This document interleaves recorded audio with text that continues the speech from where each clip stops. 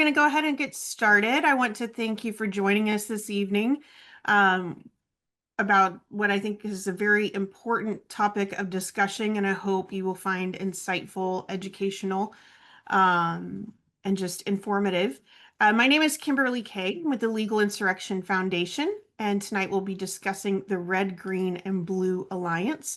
And today with us is our president and founder, and also Cornell Law professor, Professor William Jacobson. And then we also have someone I'm very excited to have. We've known her for a long time, and she has done incredible work in this space, including writing a book on this topic. We have Asra and Namani with us this evening, so I'm really excited to have them here. Just a couple of housekeeping things before we jump into it. We will have a portion at the end of the program set aside to answer your questions. So you will notice that we have two places that you can engage with us throughout this program. One is in the chat. That is for you to interact with each other. It's for you to interact with us throughout the program. And then we also have a Q&A section. If you have questions that you would like either Ms. Nomani or Professor Jacobson to answer for you, be sure to put those questions in the Q&A. That's where I will be looking for the questions to pose to them once we get to that portion of the program. The chat is just for engagement. We do ask that you keep it on topic, keep it relevant, be kind. We've never had an issue. I just always feel compelled to ask people to be kind and responsible in that regard. We are a 501c3 nonprofit, and all of our programming we do is free. At some point throughout this program, I will put a link in there if you believe that this information is valuable and helpful. We would, of course, appreciate any support you have to offer. We run a very lean organization and put as much as we possibly can right back into the work we do, and to ensuring that programs like this are free for anyone who is interested in learning more. So I think we'll go ahead and get started now. And I'm going to first turn to Professor Jacobson, and then we'll hand it over to Ms. Namani. Well, I'm really thrilled to be here because whenever I can hear Azra speak, I'm very excited. And we have the fortune, and maybe Kimberly can put the link in the chat, of having the person who wrote the book on the Red Green Alliance. So we have the original person who wrote the book on the Red Green Alliance. Urge you all to go out and buy that. We did a book review at our website, and it's a fantastic book, and it's relatively recent, 2023, and I really urge you all to get that. Azra is a force of nature. Okay, if you've ever seen her, I think we met her through the parents' movement when she was making trouble in Northern Virginia with the schools up there. But we're really thrilled to have her, and I'm not going to take up too much of your time. After her presentation, I'll have a few words, and then, of course, question and answer would be great. All right, should I get started?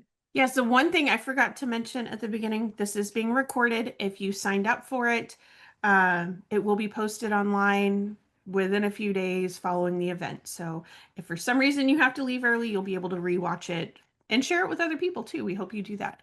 So yes, but without further ado, please go ahead. All right, great. Well, it's so wonderful to talk to all of you, and I really appreciate this moment with Bill. And he's the original when it comes to charting the indoctrination that was happening in K through 12 schools. And Bill, you were a pioneer. I went to your map many times and really want to talk to you all from that lens, because it's so important to know your enemy, as they say, as Sun Tzu said in The Art of War. And in order to do that, I think it's really important to name names and identify people not only by their names, but by their tax identification number, their EIN number, as Bill knows too well. This is how we understand whether they have the shelter of the tax exempt status in the United States and other protections. But I'll first just introduce myself to you all if you don't know me already. My name, as everyone mentioned, is Asra Nomani. I was born in India. My family was a socially conservative Muslim family. My mother literally wore the face veil in India until she was married to my father in an arranged marriage. And my grandmother on my father's side was an original feminist in India. She took off the face veil in the 1950s when no women dared. And I tell all of this to you to give you context on, why I care about the work that I'm doing now. But my journey brought me to the United States at the age of 4. And I learned my English at Martin Luther King Elementary School in Piscataway, New Jersey. And that is one of the reasons why I have fought for actual education in our school system rather than indoctrination, because it's this education that I got that allowed me to then become a reporter for the Wall Street Journal at the age of 22 when I knew not a word of English when I'd arrived in the United States. That's the opportunity that I wish for every child. And it was America that allowed me to know my best self, my most powerful self. I'm talking to you all from Morgantown, West Virginia, where I grew up, running the hills here of West Virginia and learning and finding my stride, as a young girl and then as a woman. And that's what I would wish for everyone. This is where my family was able to prosper. My dad was a professor at West Virginia University. My mother started a business in downtown Morgantown. And why do I say that to you also? Because what we were able to know was the beautiful freedom that America allows, where rule of law matters. Rule of law allows us to live as equals in this world. I didn't understand the value of the 14th Amendment, the equal opportunity clause in the United States that makes it so that all people must have equal opportunity, until I became this accidental activist in the summer of 2020 as a parent, when I was confronted for the first time with the hierarchy of human value that this crazy legal theory called critical race theory brought to the United States. And why did I wake up in that moment to this intersection now of the law with our school system? Because every value that I had come to appreciate in the US of equality, of even kindness, was being usurped by this new theory, this old theory applied newly into our society, that created this new hierarchy of human value, where there was a new hierarchy of oppressors versus oppressed, as many of you already know from the great work that Legal Insurrection has done, championing a thesis in America where we do not have that hierarchy of human value.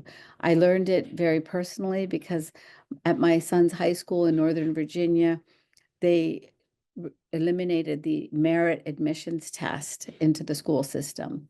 And I also bring all of this up because this is all happening for me in the context of this larger battle that I had been waging for 15 years then against an extremist interpretation of Islam. I told you that I was raised by a feminist. My father also self-describes as a feminist. People who believe in women's rights as equal rights. You don't have to be distracted by that word, and because ultimately, in all of society, it's just that idea that everybody deserves dignity. And that was, a courageous position that my parents were also teaching me in terms of our own biographical history, where there was always, this hierarchy also in which women were oftentimes second-class citizens in our own families. And so my awakening as a journalist was after the 9/11 attacks, when my dear friend Danny Pearl was in Pakistan, and I found myself there also doing reporting. And Danny was kidnapped on January 23rd, 2002, by militants in Islam, in my birth faith, who targeted Danny because he was an American first, and then as a journalist, and then they discovered that Danny was Jewish. And weeks later, we saw the murder video in which the men who murdered Danny had him declare his identity, and he did it with great courage. And he said to everyone, "My father is Jewish, my mother is Jewish, I am Jewish." And he declared also something really important. He declared how his ancestry were Zionists. He said the Zionist word. He said that there was a paternal grandfather he had who had a street named for him, Haim Pearl Street, in the town of Bnei Brak, outside of Tel Aviv. And those were among Danny's last words. And so I bring all this up also because it informs all of the work that I do now. Danny was murdered by the same sectarianism that I was free from growing up in West by God, Virginia. He was murdered by a hate that exhibited this hierarchy of human value that I was free from also growing up in America. So in Danny's murder was this awful, awful personal intersection that I had with the worst of humanity. For many years, I challenged the Islamic extremism, around the world, but also here at home in America. And so I investigated the network that was essentially supporting that concept of Islam that we call political Islam. Sometimes people call it Islamism. So it's an ism. And there in the summer of 2020, I learned about this intersection now with Islamism and wokeism, these two religions that practiced what? The same sectarianism that murdered Danny, that same hierarchy of human value that my parents rejected, that America had traditionally rejected. And now what we can see is the political violence that those two groups together in their unholy alliance have unleashed on the streets of the United States. I wrote my book, Woke Army, in the moment. I rewrote it in the summer of 2020 with the new understanding that I had about critical race theory. And I went through every character that I had been following for almost 20 years at that point. And I examined their own intersection with critical race theory. And I found that it was exactly as we are now seeing on the streets.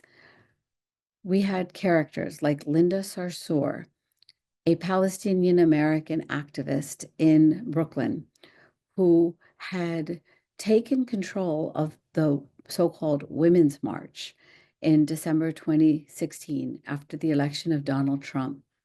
I knew her. I knew her very well because she was part of the Muslim establishment here in the United States that carried water for the Islamist groups. I had dared to write an article for the Washington Post in which I had said that a Muslim woman is actually not legally required under Islamic law to cover her hair, as my grandmother had taught me, as my mother had taught me, but then as the scholars also will admit when you dare to get away from the Muslim establishment.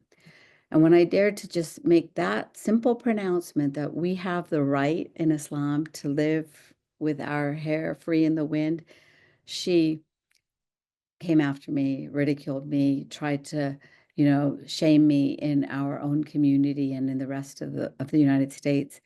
And she had gotten a foothold. In the months before she emerged in the Women's March, I saw that she had become a surrogate for Bernie Sanders.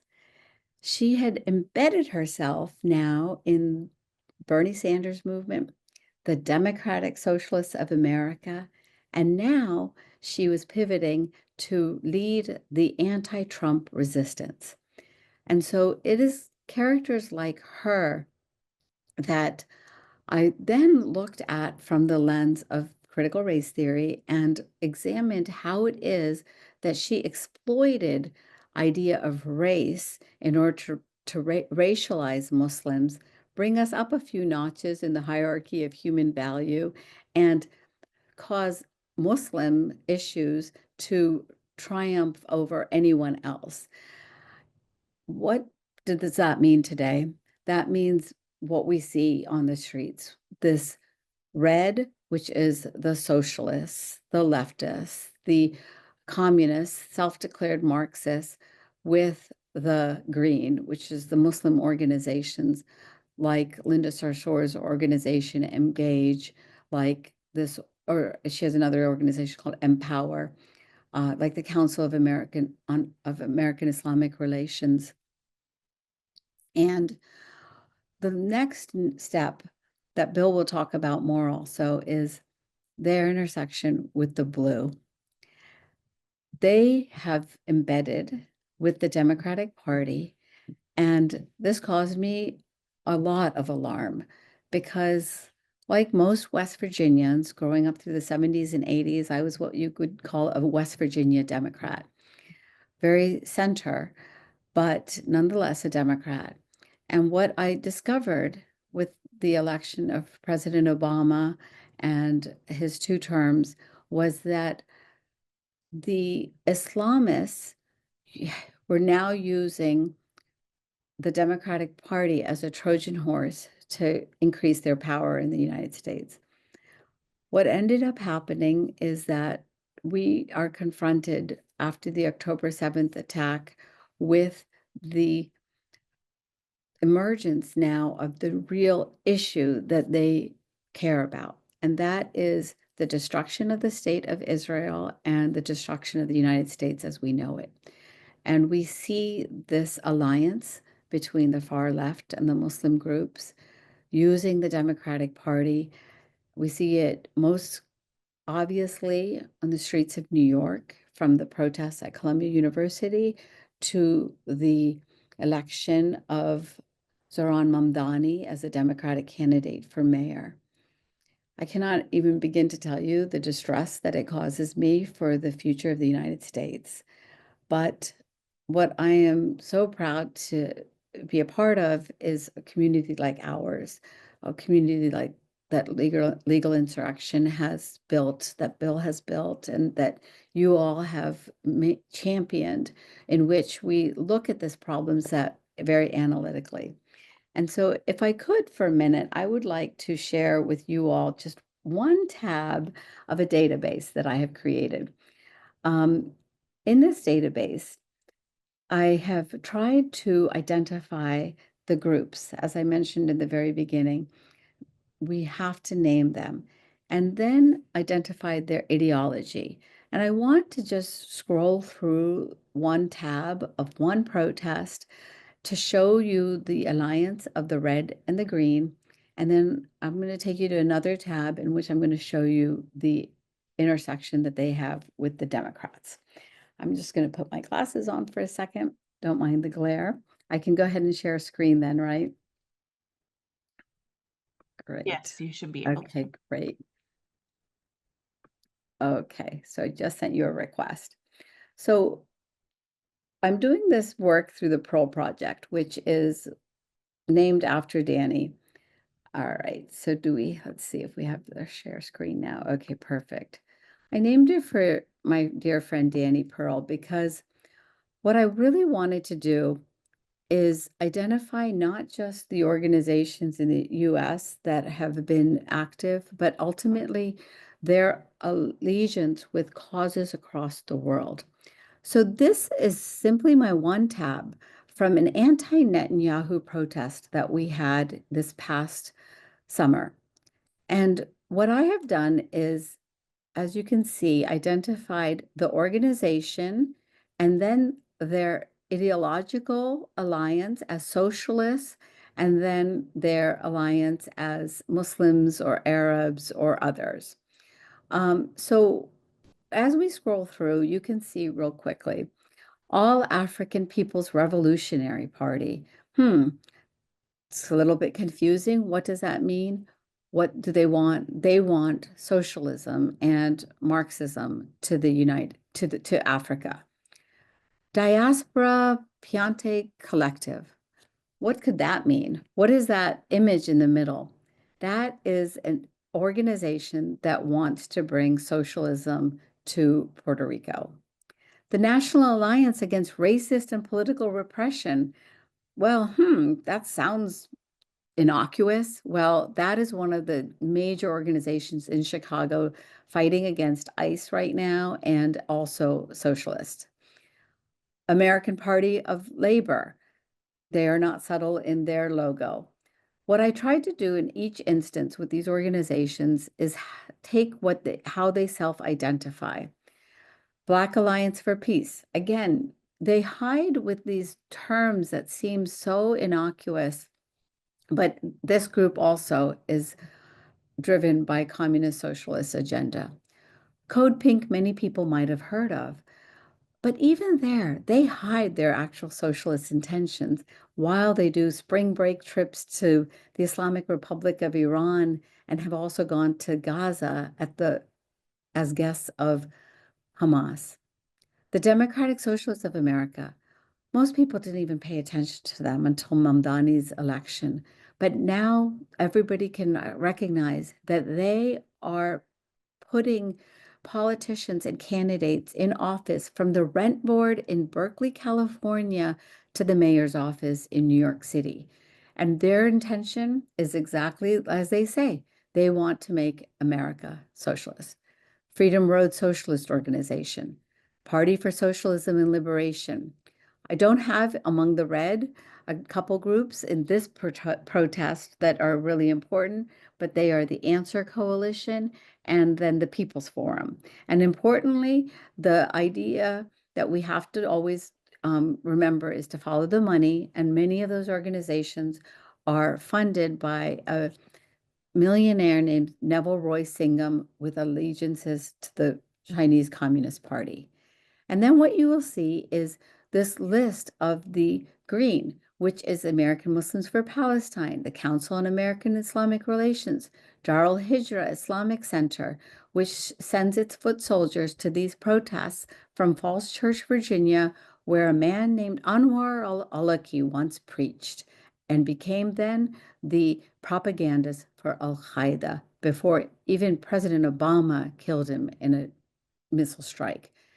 Muslim American Society, the National Iranian American Council, always doing apologetics for the Islamic Republic of Iran, Palestinian Youth Movement, and then our local groups, Arlington for Palestine, Blacksburg for Palestine, Fairfax for Palestine.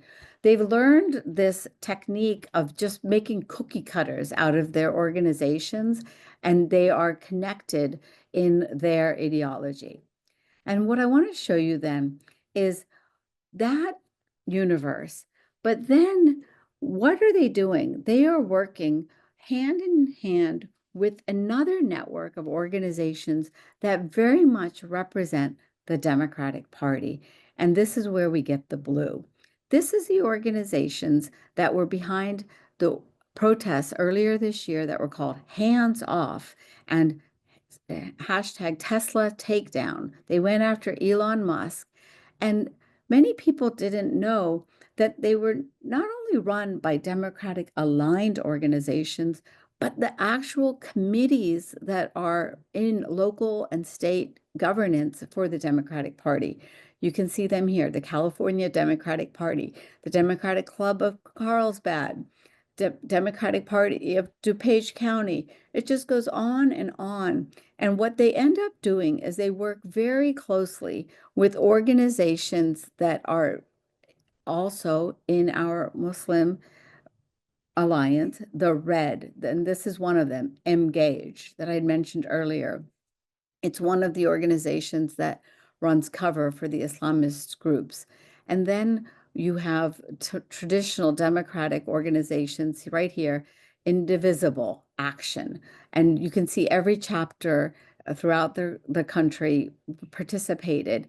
creating what a friend of mine once called the myth of the marching millions. You create this idea, this myth that all of America is opposed to Trump. All of America hates Netanyahu. All of America hates Israel.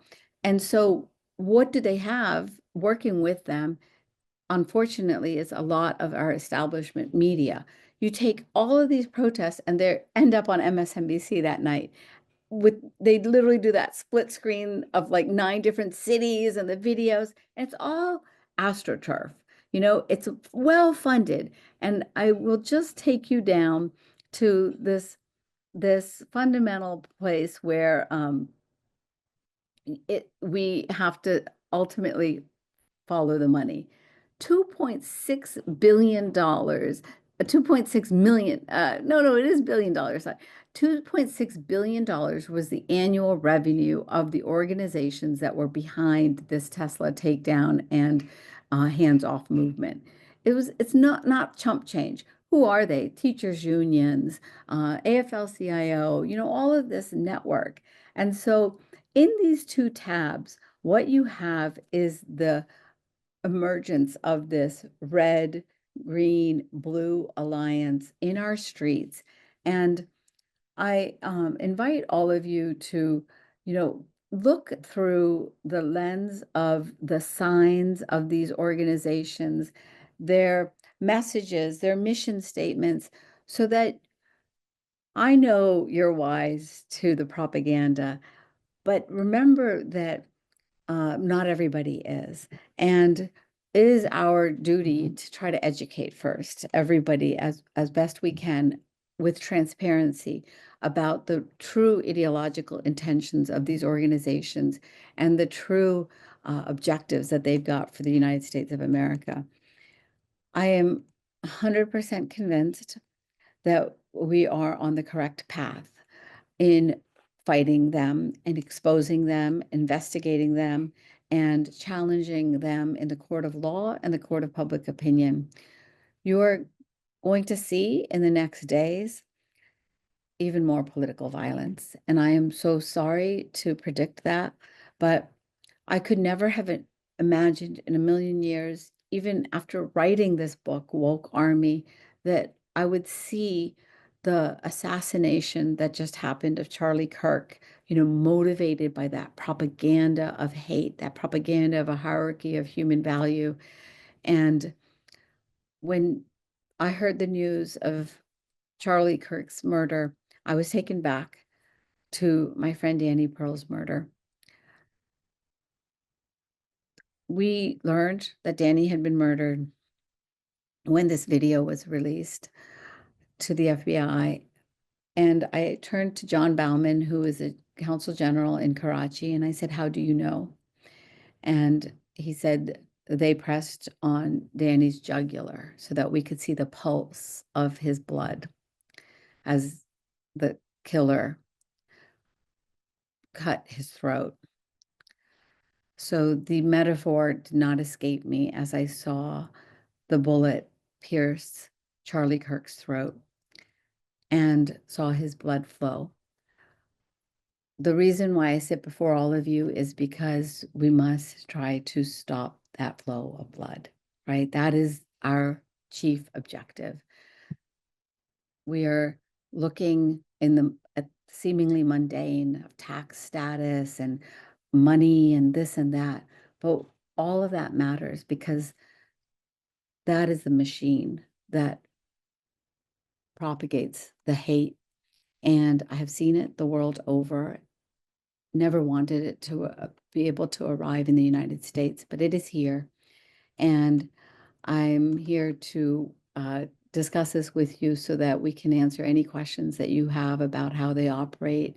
But I want to just leave you with my own inspiration for my own life, which is that as long as the blood flows in our veins, as long as we have breath, I believe it is our duty to try to fight this extremism and to expose it, to investigate it, to stand up to it, to express our voices in whatever way that we can.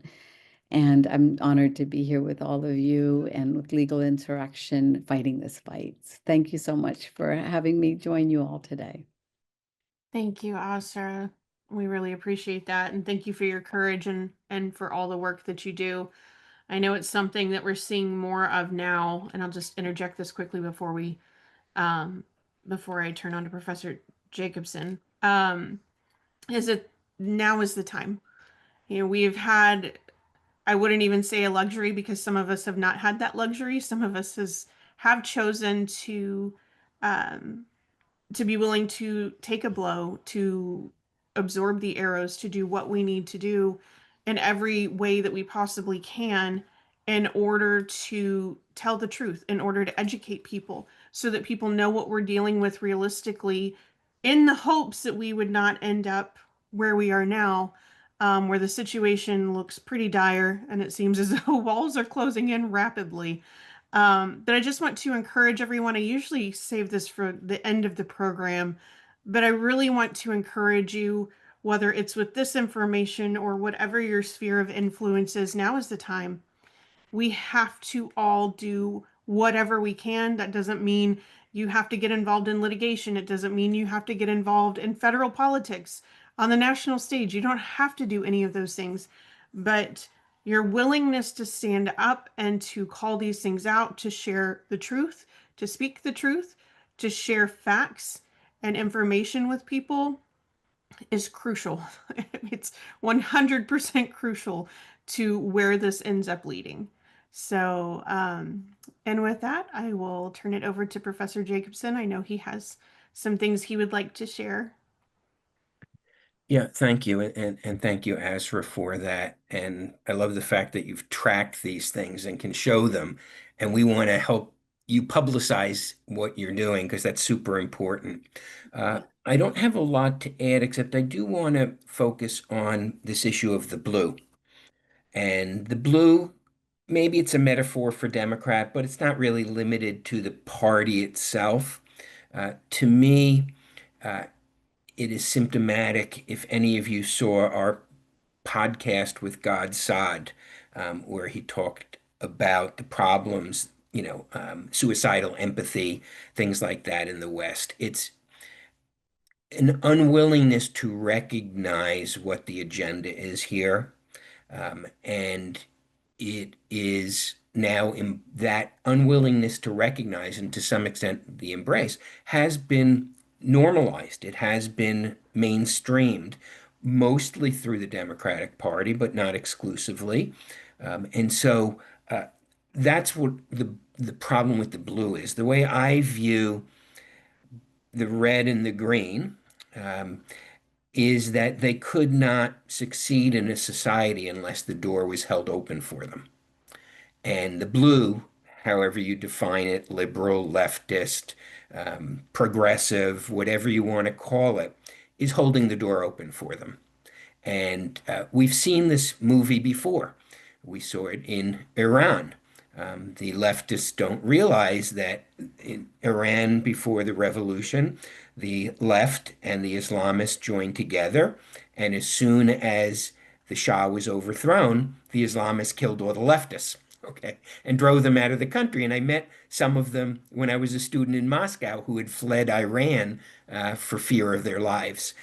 So this is very dangerous. And it's opening the door, it's holding it open, it's mainstreaming it, it's running people who, for mayor of New York City, it's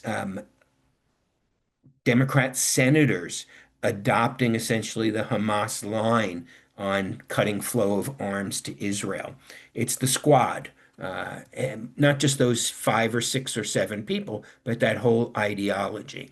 And that's really, I think, the concern here is that it's becoming mainstreamed, it's becoming normalized, the door is held open, and this is something we discussed at great length with God Saad. They use our system against us. Okay, they use the fact that we do have a constitution that gives a lot of protections to the individual, and we don't want to lose those protections, but those protections then get exploited to destroy our system. And so it's really a difficult situation because they use our system against us. And as Azra related, it's become intensified in the last couple of years because the Palestinian cause has now become the omni cause. It is the vehicle through which every hatred of the United States, every hatred of capitalism, every hatred, obviously, of Jews in Israel is now brought together in a coalition. So it's a very serious situation. I think that it's gotten a lot worse in the last 2 to 3 years, precisely for that reason. You have people like Chris Van Hollen, has almost completely adopted the Hamas line of reasoning, and he's not alone. There's a dozen to 20 Democratic senators who have been calling for a cutoff of arms to Israel. I think, I can Ro Khanna, I think his name is, in the House, just announced he had 57 Democratic House members to recognize the phantom Palestinian state. So it's become normalized, and I think that's the major concern. I'm sure we'll have some questions and maybe get to what can be done, but that's the concern that I have, is that what once was fringe, what once we would refer to as lunatic Marxists, as Islamic radicals, are now mainstreamed in the United States. And this is something we need to be aware of and we need to push back against, and we can't let people forget. With that, I'll just turn it over to Kimberly, who might have some questions either from the audience or otherwise. No, thank you both for that. I think one of the things that is very concerning to many of us, myself included, um, is how quickly this has happened. Like you said, Professor Jacobson, I mean, this went from being a fringe ideology, something we could kind of relegate to the edges of society, to being rapidly mainstream within progressive ideology. One of the things I wanted to ask you about, Professor Jacobson, is something that we're seeing recently, and it's really kind of taken off this year, also very concerning, um, is the wokeness on the right. There is a contingent who is very loud and very proud. There's an entire influencer class that is peddling this ideology, that is peddling this anti-Israel ideology. Um, and I know we did an entire interview with James Lindsay talking about some of this ideology, but not quite in this context. Um, if you could speak to where that's coming from and why that is so particularly concerning. I mean, I view it as tremendously dangerous across the board for many reasons. Yeah, well, that's what's referred to as the woke right. And James Lindsay is it the phrase is attributed to him, but as he explained on our podcast, he didn't actually invent the term, but everybody assumes he did. And kind of the poster child for the woke right is Tucker Carlson. He's the leader. He's the person who has normalized a lot of the Islamist Jew hatred into the GOP, into the MAGA movement.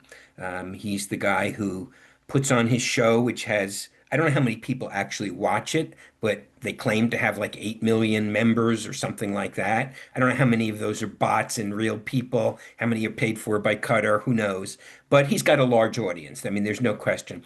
And he's very influential. He was seated in the same row as the Trump family during the Republican National Convention, where he had a speaking slot.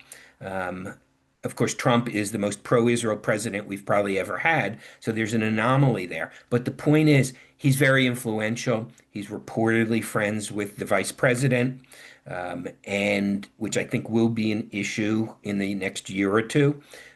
And he apparently has the ability to pick up the phone and call the president because when he made his comments about, the Iran 12-day war, and the president kind of, shot him down.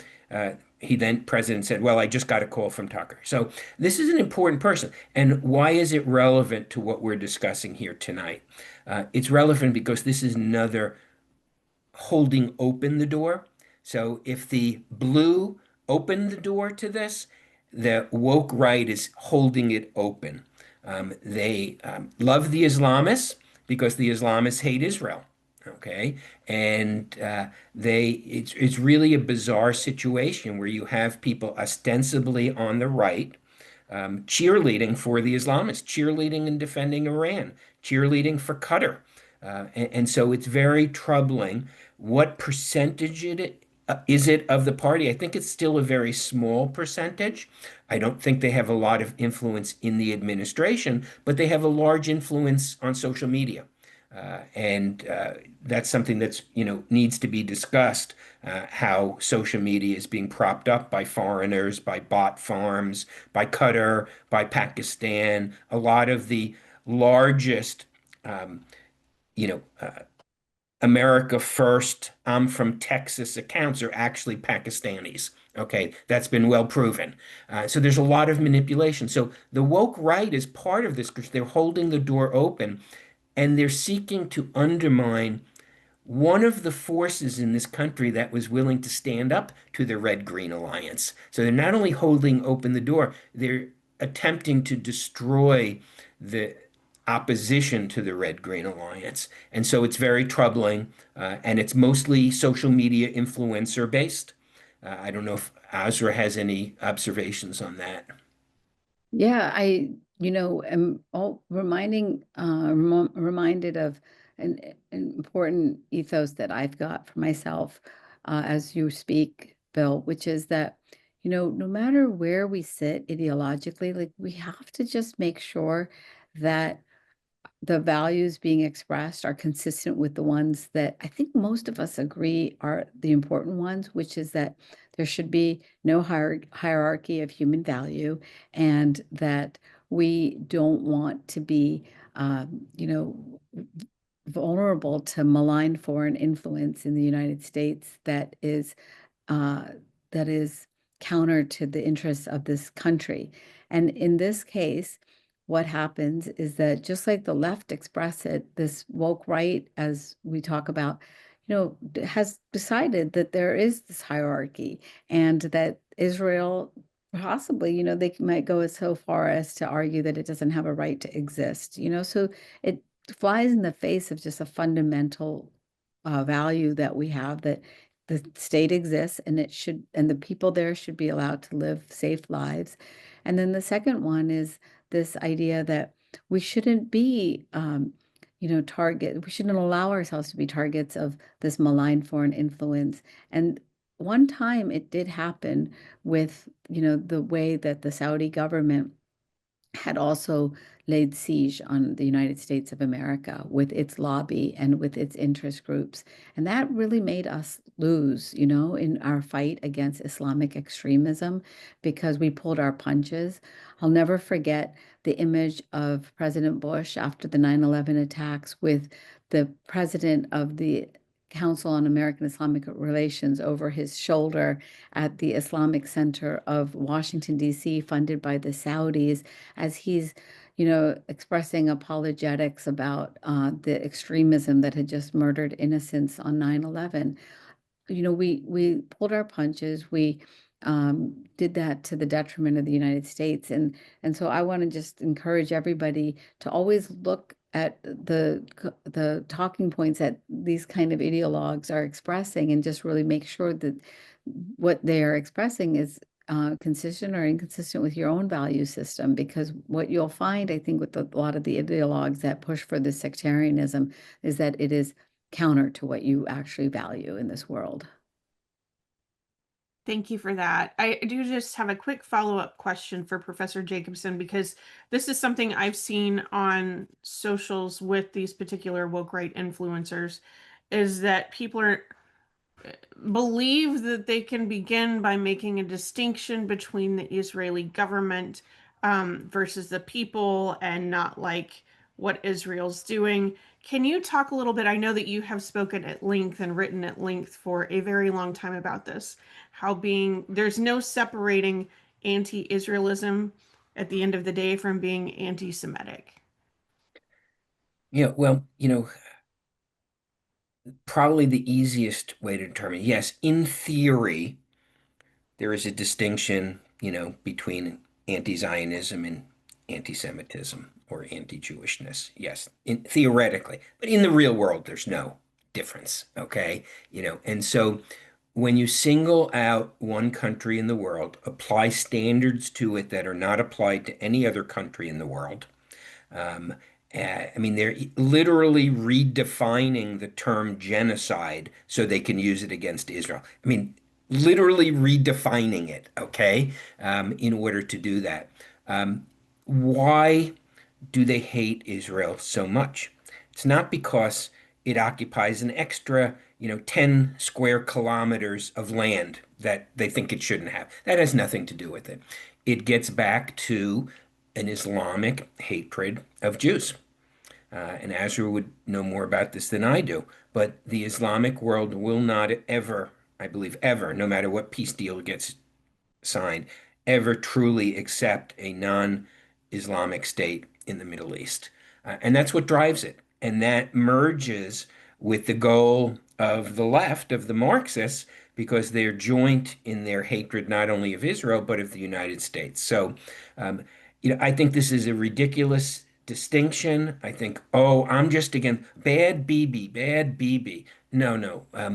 Israel is actually pretty united in this war, shockingly so, since Israeli politics are more brutal in many ways than ours are. So this is an attempt to extinguish the Jewish state and use that and then come for the United States. And one thing that's extremely troubling, getting back to kind of God's suicidal empathy, is the way nobody on the blue, none of the blue are able to simply condemn anti-Semitism upright. Okay. They always combine it with we're against anti-Semitism and Islamophobia. Okay. The two are not the same. Anti-Semitism for Jews who are not even 20 million people in the world is an extinction level event. Okay. It's not an extinction level event for Muslims who are almost 2 billion. And we saw that at Cornell, and I will never forget it, and I'll never forgive them for it. After October 7th, which was a Muslim pogrom against the Jews to commit a genocide against the Jews. Does anybody have any doubt that if Hamas could have kept going, they would have, and they would have slaughtered hundreds of thousands, if not millions of people? That when Cornell finally got around to condemning what was going on, they condemned all forms of hate, including anti-Semitism and Islamophobia. Okay. They couldn't even give Jews 1 week to mourn what had just happened on their own. They had to immediately combine it with Islamophobia, which is not an extinction level event like it is for anti-Semitism. So this is the problem, is that we have lost the ability to make moral judgments. And as Godsad would say, the suicidal empathy is absolutely killing us because we're no longer willing to stand up for what's right. So I don't know if I've answered your question, but I got a few things off my chest. Yes. Well, I just think it's so important to speak to, especially with what I've seen happening online these last couple of weeks and how people believe that they can make an ideological distinction without understanding ultimately where that pernicious line of thought ultimately leads.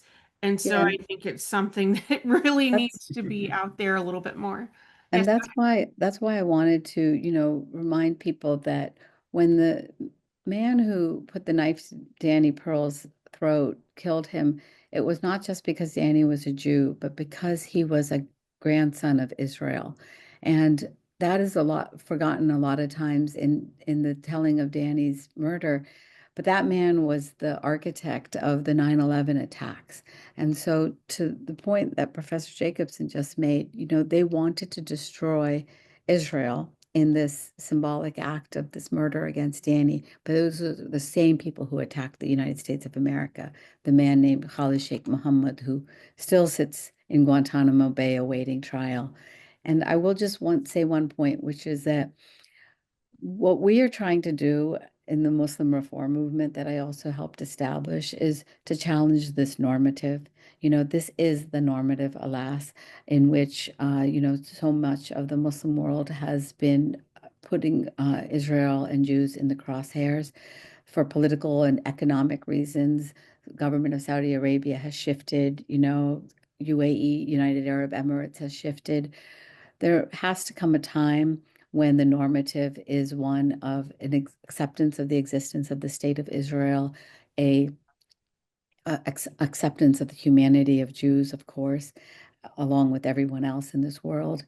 And that's the goal. I helped co-found this other organization called the Clarity Coalition. And so that's Muslims, ex-Muslims, and allies from Christian, Jewish, Hindu, Buddhist communities, atheist communities that are trying to fight this Islamism that unfortunately is the normative, because so many Muslims who might believe differently are intimidated and silenced. And that's why Kimberly's point is really true, in which she was encouraging everyone to speak up as you can, because it's really incumbent upon all of us in all of our communities to try to stand up against the extremism that comes out of our communities, whether it's that woke right, whether it's the woke left, whether it's the Islamism, whatever it may be. And it's so critical because each one of us can make that difference. Completely agree. So I do have a question for you, Asra. Can you give us an example or share, I'm sure you have many, about how the Alliance has impacted communities on the ground or influenced policy decisions? Well, we can see it in Portland right now.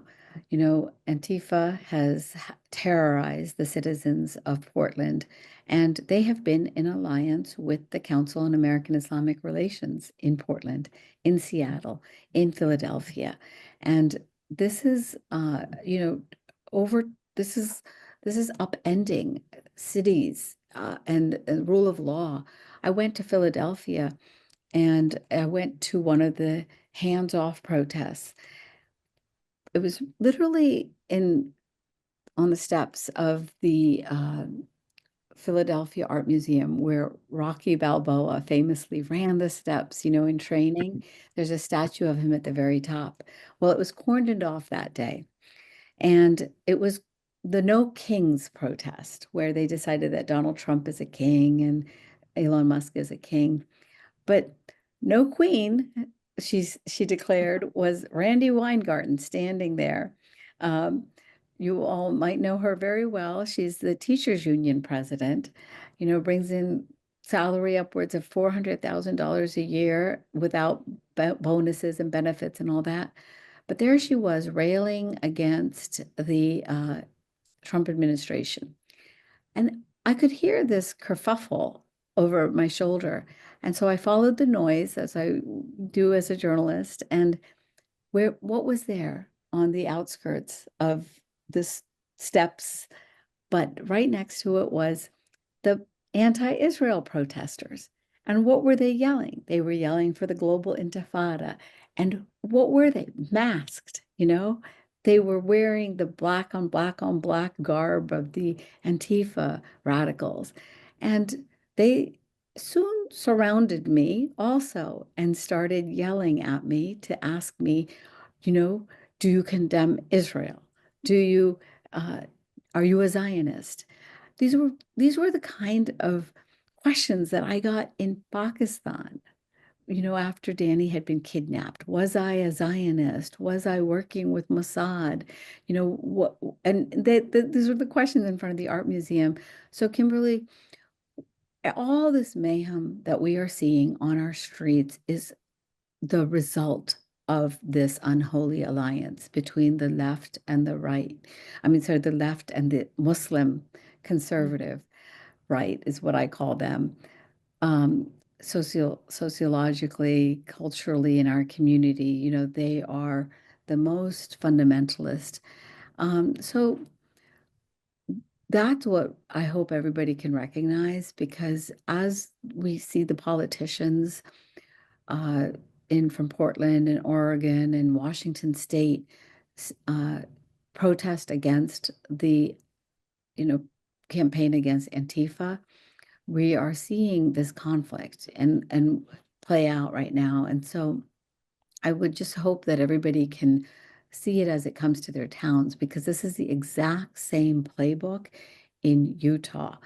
in North Carolina, in my own home state here of West Virginia, on whatever scale it may be, but it's this dynamic of this unholy alliance that is playing out, causing protest and also burnings of American flags and, sayings like Hamas is coming at Union Station in Washington, D.C. So it's got all the blueprints of these organizations. Thank you. This is for Professor Jacobson. I mean, I know that we have covered and written and talked about this for years. And I know it's something that you've been very vocal about for a long time, but can you share a little bit about what we're doing at the Legal Insurrection Foundation to help counter this particular issue? Well, I think people need to understand this is a political issue. It is a criminal issue. I think the federal government needs to approach some of these groups the way they did the mob to bring them down because there's criminal activity. These are criminal enterprises. But at its core, it's a cultural issue. It's an educational issue. And I think without knowing it, we didn't do it for this reason. We did it because we knew it was wrong. Uh, Fighting the critical race theory in schools, fighting these things. These are what create the social conditions that allow the Red-Green Alliance to flourish, mostly by tearing down the United States. And I think that the fight for education may not be immediately obvious as one of the answers to this problem to the person with the mask on the street, okay? And it's not an answer like when you're confronted. That's not, it's like, well, let's talk about education as they're about to hit you over the head. But that is really the societal fight. It's the cultural fight. And we didn't do it for that reason, to fight the Red-Green Alliance. But I think that's still where the battle is. And I think a lot of people who were in that fight 2 to 3 years ago have now moved on to other issues. And I think that's a huge mistake. I think that uh, the poison we saw in higher ed and in high schools is now in kindergarten. And I think that fight. So what are we doing? We're continue to fight for the education system at every level because that's the long-term cultural fight. We're less equipped to deal with the thug on the street corner beating people up. We can advocate, we can shine a light on that, but at least from what we're capable of doing and feeding off of something Kimberly said before, which she normally holds for the end, but I'm glad she brought it up early. Everybody needs to do what they can do. There's no one solution, and no one person or no one group can do everything. But we need a federal government to approach these groups like they did the mob. We need groups like ours and other groups to continue to focus on education. And I think you make a good point about approaching them like the mobs, because I know, at least in terms of post 9/11 response, the Bush administration was very good about targeting these extremist organizations internationally through the banking systems in other countries and through leveraging financial penalties, freezing bank accounts, freezing assets, working with those home governments to do so, which really helped to mitigate the spread of extremism. Um, and the administration pumped a ton of money into efforts abroad, almost, I mean, American propaganda, if you want to call it that, trying to help curtail some of the extremism we were seeing that was just feeding into the problems that ultimately spilled over into the US. Uh, I would just add no, go ahead. that I 100% agree that, we have to prosecute many of these organizations and defang them because they use our American protections in order to expand their miseducation of our youth, especially. What the Bush administration also did really importantly was they went after this one network called the Holy Land Trust, but then they stopped because for many different reasons. But that organization is a outgrowth of this network called the Muslim Brotherhood. in the world that has indoctrinated so many Muslims into this kind of ideological hate of Israel, ideological hate of America. And so we have now legislation proposed that Secretary of State Rubio might also just do independently to designate the Muslim Brotherhood a terrorist organization, keep their officials from coming into the United States, indoctrinating our young people, working with this network of organizations that support them. And I'm really encouraged over the last few days after Charlie Kirk's assassination to see Vice President Vance and President Trump identify to the far left nonprofit network to Mhm. investigate because they do use these 501c3, 501c4 protections to do their dirty work. And I hope that we will take this Al Capone strategy to dismantling their network and their power, which has been leading to this political violence. And so we do have a participant question that I think just kind of tags onto what you just said. Are you aware of and shutting down some of the funding to the NGOs through the USAID funding? Did you see anything change in your research after the administration began tackling some of those things?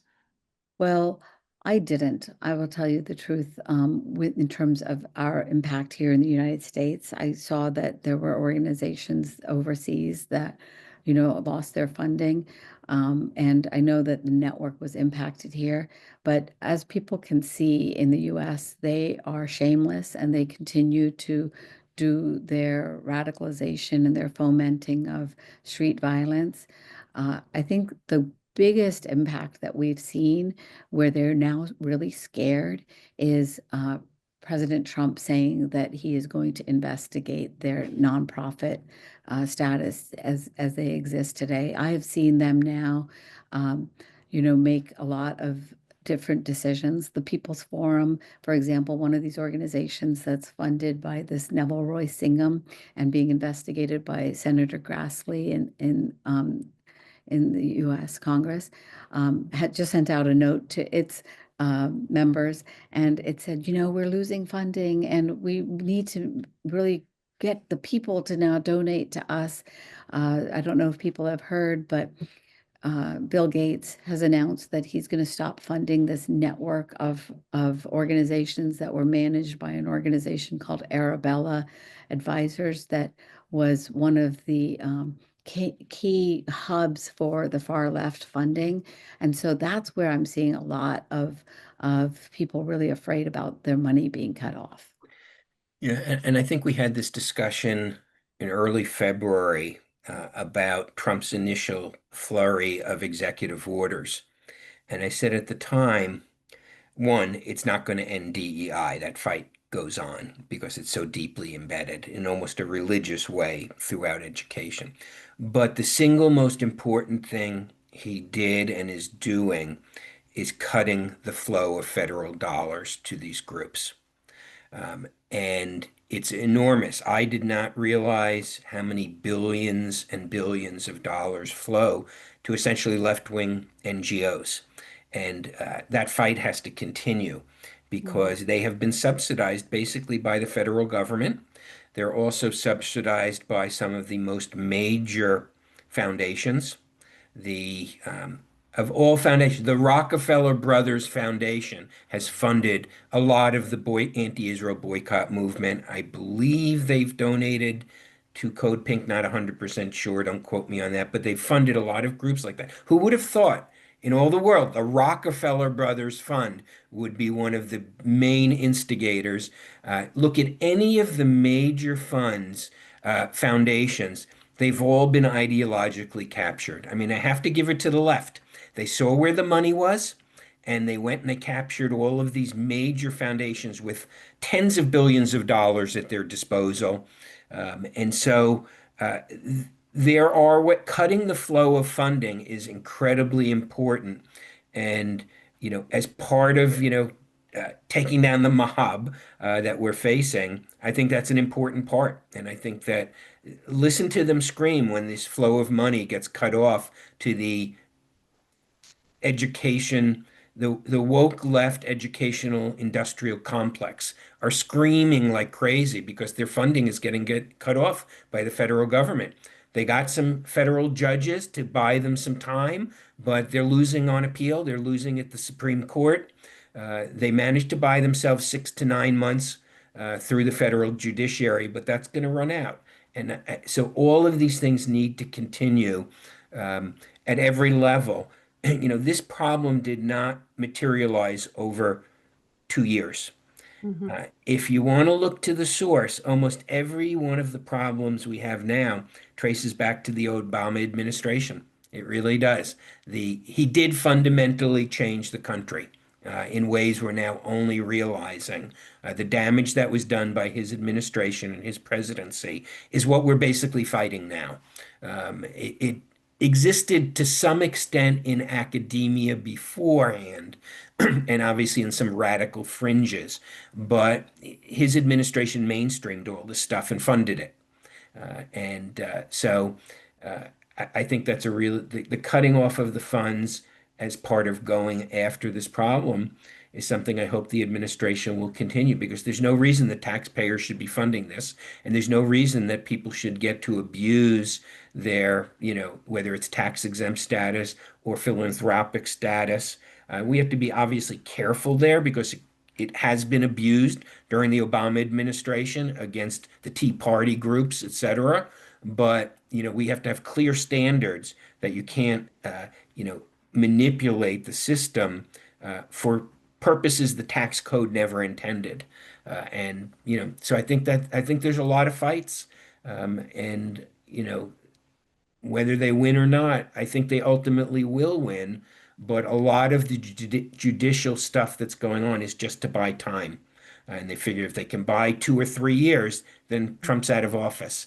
Unless, of course, he runs for a third term, which, Or or if or if somebody wins who continues his policy. yes, But that's yes, that's the timeline. It took, just like you said, it's taken a couple decades for this machine to get put in place, and it's going to take a couple terms to dismantle it. yeah, But I'm reminded of NPR.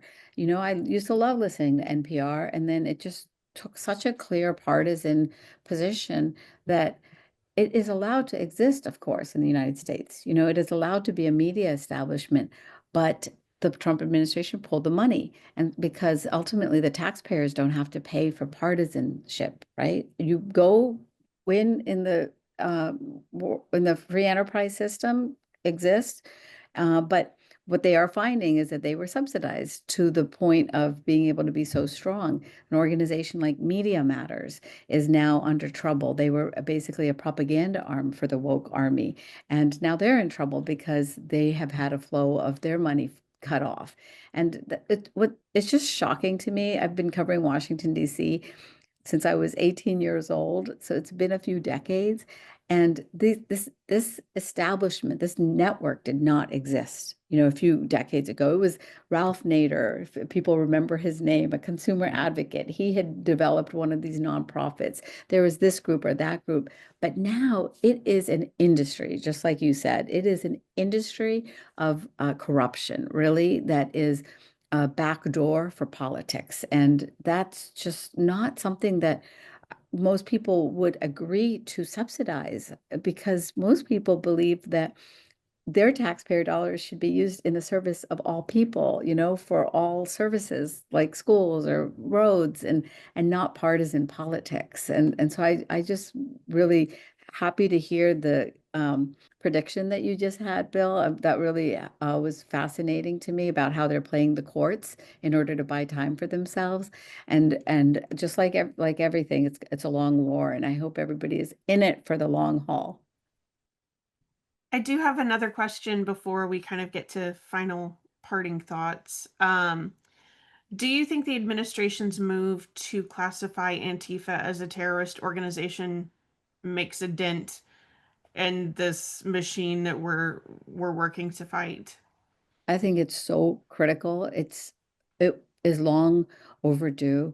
I spent some of my weekend clipping together videos that Andy No, a journalist in Portland, Oregon, had shared with the world over the last 6 years. The first attack that he had by Antifa extremists on the streets of Portland was in 2019. I had encouraged him over the years before to become a journalist. He had contacted me and said he wanted to be a journalist. And I said, okay, first thing, learn AP style before it went so woke. Um, that's Associated Press, which defines, how we write journalism. Well, Andy went out on the streets and he became the reporter, and he was exposing Antifa. And they attacked him once, they attacked him again in 2021. I put that clip together and really wished him peace, because just like Kimberly mentioned, you know, there is a cost sometimes to doing this work. And I I know Bill and Kimberly would agree, we never want it to come, at the sacrifice of your own peace of mind as a human being on this earth. But sometimes it, the enemies are so strong that Andy had to go into asylum, virtually in exile in the UK, to be safe from them, ironically. And now there's a vindication that he has of, I believe his reporting has, and this is long overdue. This is the kind of naming and criminalizing of bad behavior that we need to do if we're going to get things right in America again. I completely agree. And he does amazing work. I know it's been a while, but we've had him on one of our programs as well. And if you're not familiar with his work, I strongly suggest it. And I think he's written a couple books, or at least a book, Yeah. since we spoke with him. So I never want to end things on a harsh note. I mean, the reality is that this is what we're dealing with is very serious. It's very real. It's very dangerous. It's a threat to the way of life that we know, literally. It's a threat to the governance that we know, the freedoms that we know. However, I would like to leave people at least with a little bit of positivity here, and what can be done. We've addressed the problem. We've spoken at length about that, and at least introduced some of the issues that we see. Um, but what can we do? What can the people who are participating, or people who might be watching this after the fact, what can they do to get involved? Well, one of the first things that I would always recommend for anyone is to engage on social media with balance, because whether you have 3 followers or 300,000 followers, your voice matters. And any Socratic question that you even pose to a person that needs to be challenged is of value.